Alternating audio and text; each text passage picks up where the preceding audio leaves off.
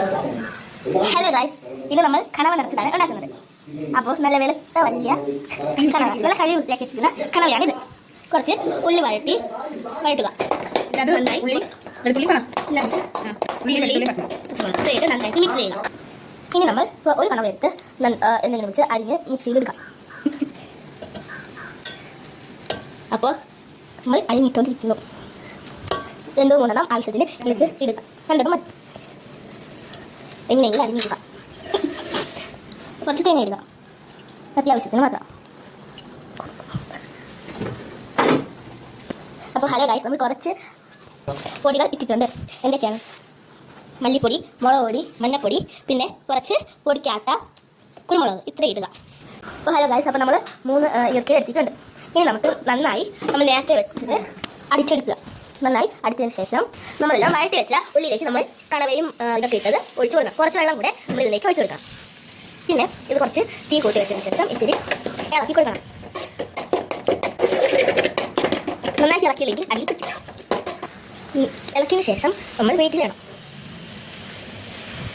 നമ്മൾ കുറച്ച് എണ്ണയും കുറച്ച് മുളക് പൊടി എടുക്കണം. കുറച്ച് മുളക് പൊടി ഇട്ടതിന് ശേഷം കുറച്ച് എണ്ണ ഒഴിക്കണം.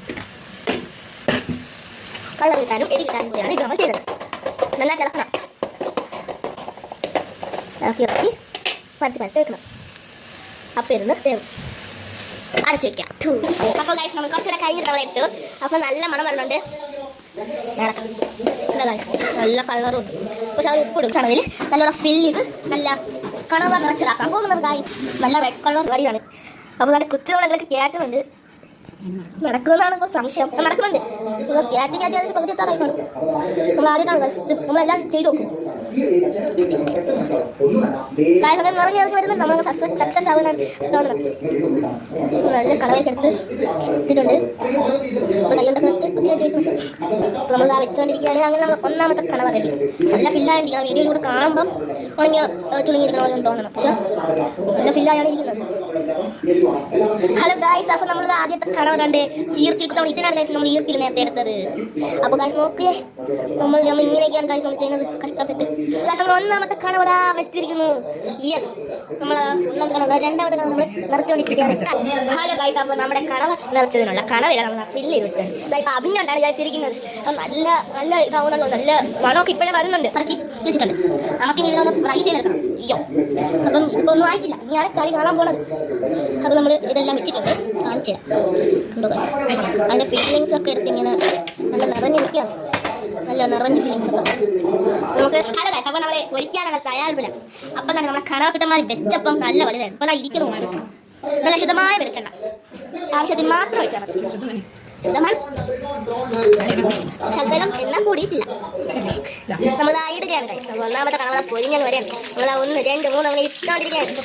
അപ്പൊ ഇനി പൊട്ടിത്തെറിക്കുന്ന പൊന്നലിന്റെ മേളമാണ്. ഹലോ ഗൈസ്, നിങ്ങൾക്കൊന്ന് കാണാൻ ഒരു പുകയാണ് ഗൈസ്. പുക കൊണ്ട് നിറഞ്ഞ നമ്മളെ കാണുകയാണെങ്കിൽ